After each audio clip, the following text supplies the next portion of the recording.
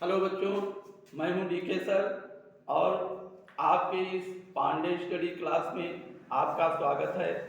आज मैं लेकर आया हूं कक्षा 10 गणित प्रश्नावली 2C का पार्ट 2। तो आइए देखते हैं प्रश्न नंबर 5। बच्चों, प्रश्न नंबर 4 जो मनोहर रे की पुरानी बुक में दिया गया है वो थोड़ा सा मिसप्रिंट हुआ है, इसलिए हम उसको छोड़ देते हैं। आप भी इसको छोड़ दीजिएगा। प्रश्न नंबर 5 और 6। तो आइए देखते हैं। यदि बहुपद x की तीसरी minus 3x square plus x plus 3 का एक शून्यक a है तो a का मान ज्ञात कीजिए। तो आइए हम इसको हल करते हैं। सबसे पहले आप लिखेंगे हल, उसके बाद फिर x की तीसरी minus ax square plus x plus 3 और हमें a का मान ज्ञात करना है। तो हम मानेंगे माना x बराबर a, तो x बराबर a मान अगर रखेंगे तो इसका वैल्यू हम इस बहुपद में रख देंगे। तो क्या होगा, a की तीसरी minus a into x square है, इसके स्थान पर हम रखेंगे a square into a square plus x के स्थान पर पुनः a रखेंगे प्लस 3 बराबर मान लेंगे 0। अब a की तीसरी minus a into a square, ये भी हो जाएगा माइनस a की तीसरी प्लस a प्लस 3 बराबर 0। अब प्लस a की तीसरी माइनस a की तीसरी, बच्चों ये कट जाएगा और ये होगा a प्लस 3 बराबर 0। तो a बराबर पक्षांतर कर देंगे तो a बराबर हो जाएगा माइनस 3 और यही हमारा मान होगा a का और इसी को हम कर देंगे आंसर। उम्मीद करता हूं कि ये प्रश्न आपको अच्छी तरह से समझ में आ गया होगा।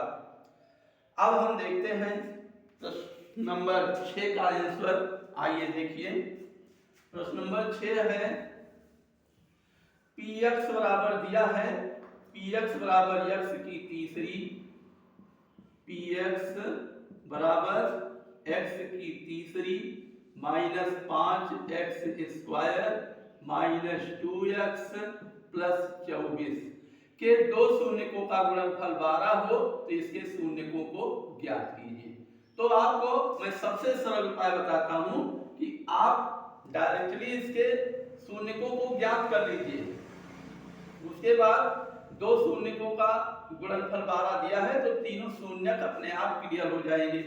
इसके लिए ये त्रिपद का बहुपद है, हम लगाते हैं। जो ये अचर पद है, अचर पद का गुणनखंड कर लेंगे तो 24 के गुणनखंड होंगे,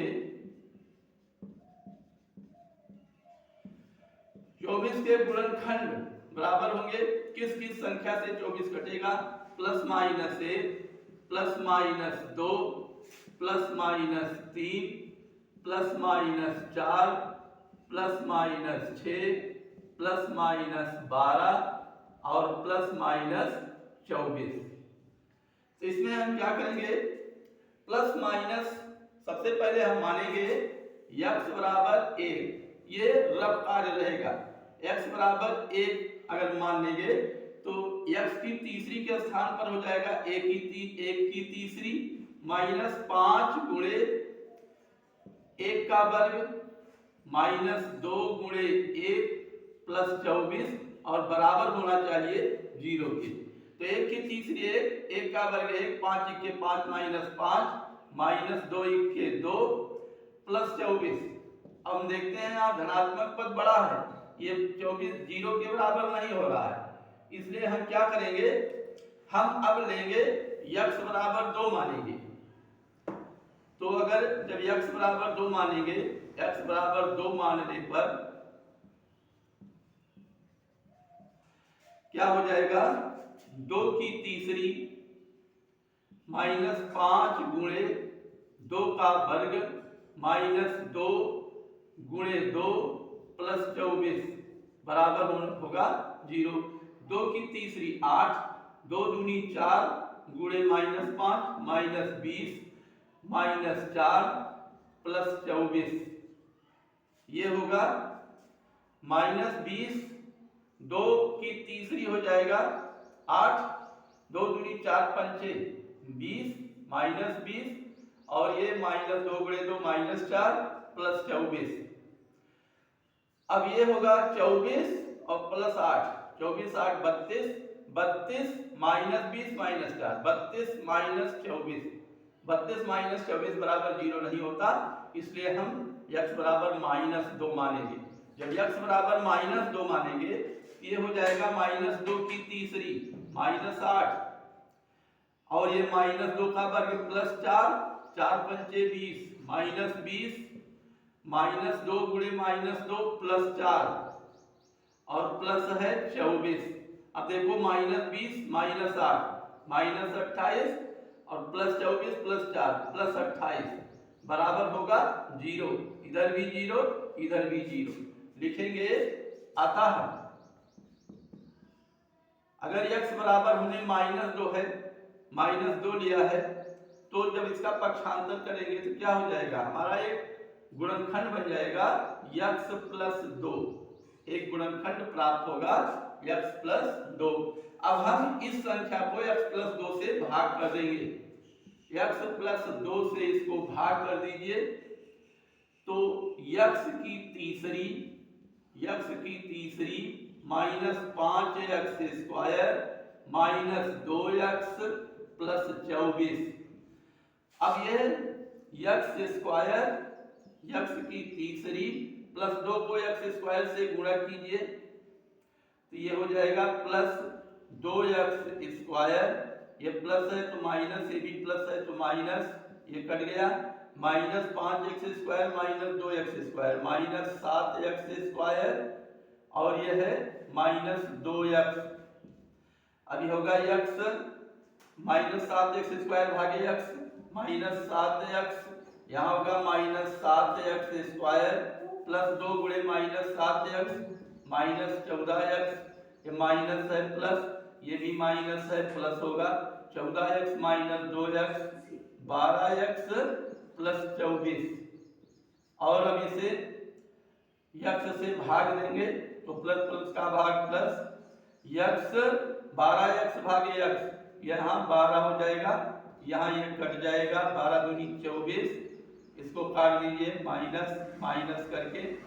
तो इस तरह से हमारा एक गुणनखंड प्राप्त होगा x² -7x + 12। ये सब रफ कार्य रहेगा, आप यहाँ सीधा सीधा कर दीजिए। इसका गुणनखंड जब करेंगे तो क्या होगा, एक तो हो जाएगा x + 2 और दूसरा होगा x² -7x + 12 और पुनः इसका हम गुणनखंड करेंगे तो अगले स्टेप पे होगा x + 2, इसका जब गुणनखंड करेंगे 12 × 12 और -4 -3 करोगे तो +12 यहाँ होगा और -4 -3 यहाँ -7 होगा, तो एक में हो जाएगा x - 3, दूसरे में होगा x - 4। अब शून्यक होंगे, शून्यक बराबर अगर x + 2 बराबर 0 तो x बराबर -2 और यहाँ x - 3 बराबर 0, x बराबर 3 और यहाँ x - 4 बराबर 0, x बराबर 4। अतः शून्यक होगा -2, -3, -4 और यही दोनों शून्यकों का गुणनफल आया है जो 4 बार आया है। तो एक शून्यक, तीसरा जो शून्यक अज्ञात था वो -2 है और ये भी दोनों अज्ञात था क्योंकि दोनों का गुणनफल दिया गया था, तो 6 2 भी हो सकता था लेकिन इसको निकालना पड़ा, इसलिए इसके शून्यक -2, -3, -4 ये इसके शून्यकों को हमें ज्ञात करना था, यही इसके शून्यक हैं। अब हम उम्मीद करते हैं कि ये प्रश्न आपको अच्छी तरह से समझ में आ गया होगा और आपसे निवेदन है कि जब भी वीडियो देखिए तो वीडियो पूरा देखिएगा और जब वीडियो में हमारे बताए गए प्रश्न आपकी को अच्छी तरह समझ में आ जाएंगे तो वीडियो को लाइक शेयर कमेंट अवश्य कीजिए और अगर आप वीडियो पर नए हैं तो वीडियो को सब्सक्राइब कीजिए।